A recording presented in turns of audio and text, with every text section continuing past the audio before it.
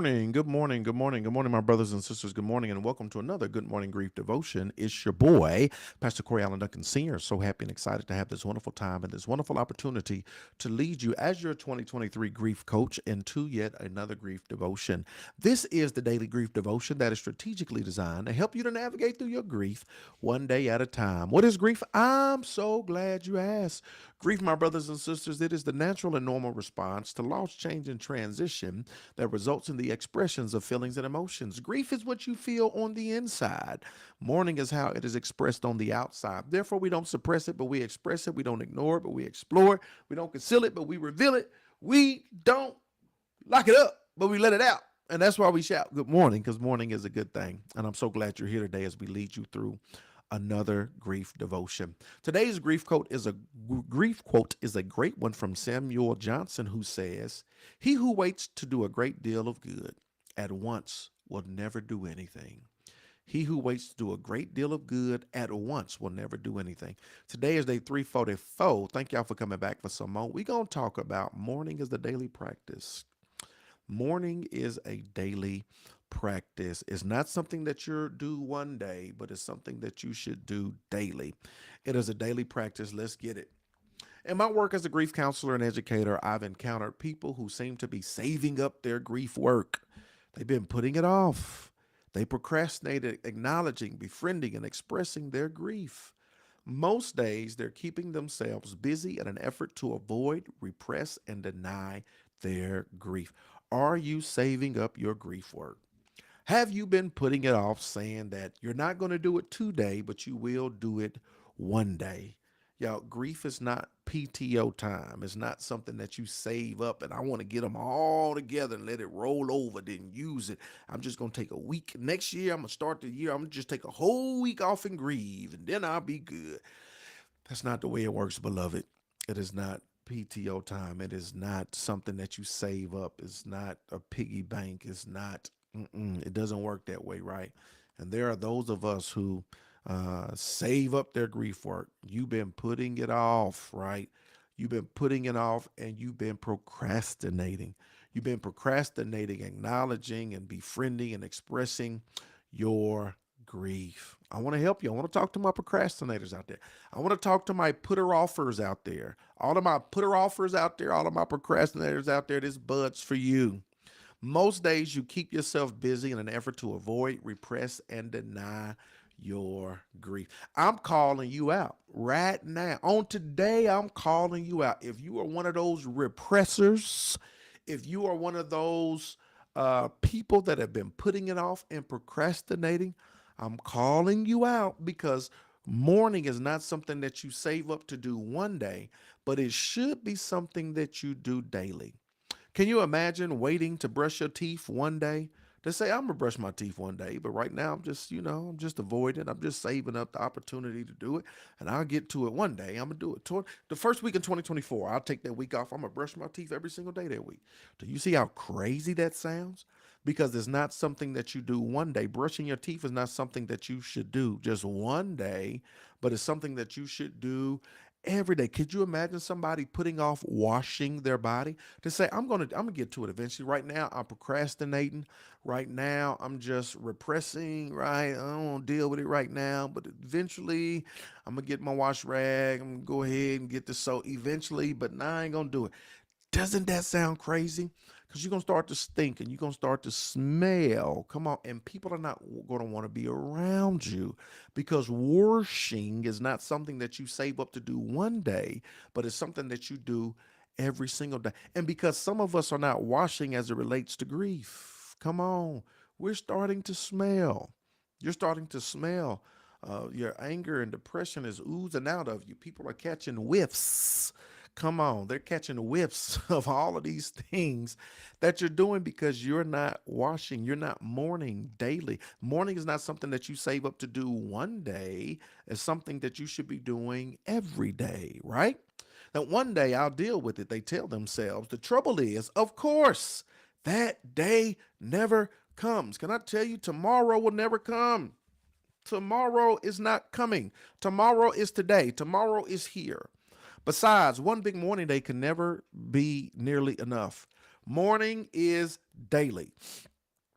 It's daily, incremental, practical, that slowly and over time moves us toward healing. Mourning is a daily, incremental, practical practice that slowly and over time moves us towards healing. Today, for me, I was day 193. I started something back in June 1st. Every single day, I started out as this thing called 75 hard. And it started out as, just 75 days of working out twice a day, eating, drinking a glass of water, eating a healthy diet, reading 10 pages, all of that wonderful stuff.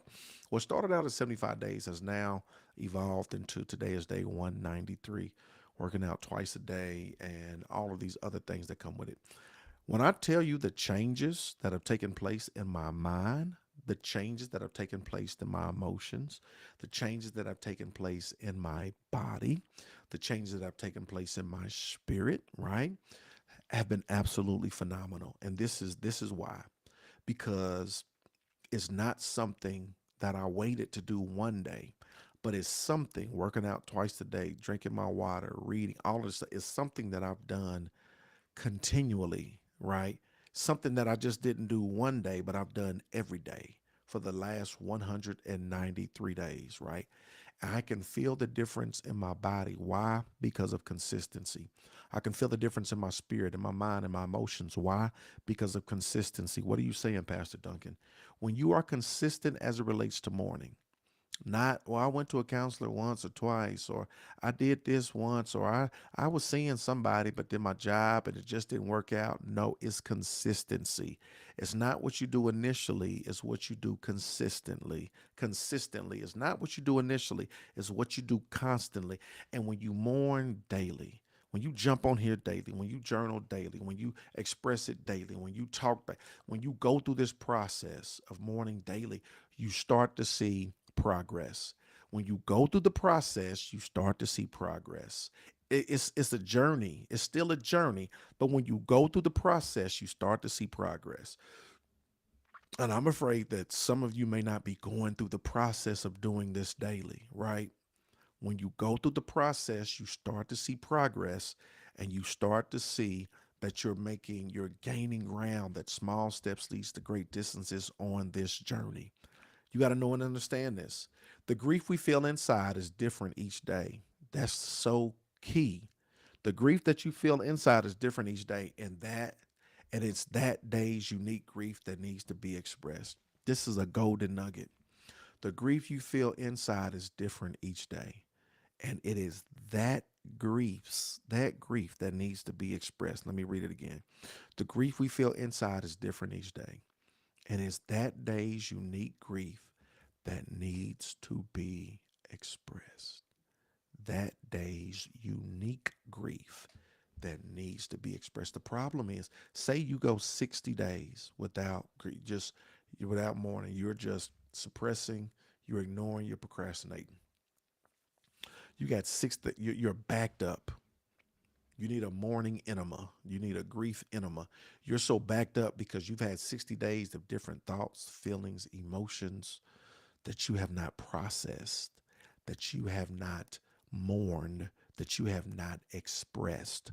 So no wonder you're going crazy. No wonder you got sickness in your body. No wonder you're feeling something you can't put your finger on it. I just feel because you never expressed daily, right? Externally, what you were feeling internally.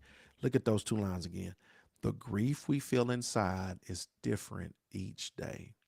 And it's that day's unique grief that needs to be expressed. Here's the final thought, y'all. Like the internal experience of grief, the external expression that is mourning is a daily practice. It's a way of life. My brothers and sisters, today is day 344. Thank you for coming back for more. Mourning is a daily practice. I want to tell you again, like the external experience of grief, the external expression that is mourning, is like the internal experience of grief. The external expression that is mourning is a daily practice. It's a way of life.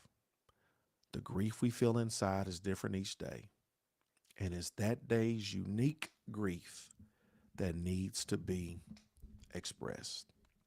I love you with the love of the Lord. I'm praying for you, each and every one of you, as you navigate through that. This lesson was so rich. I'm put a pin on this one because I want to develop it even more. But it's so very important that you understand what you feel every day is different. And that's why every day you need to express what you're feeling. I love you with the love of the Lord. I'll see you tomorrow. Same time, same channel, same station. Let's go.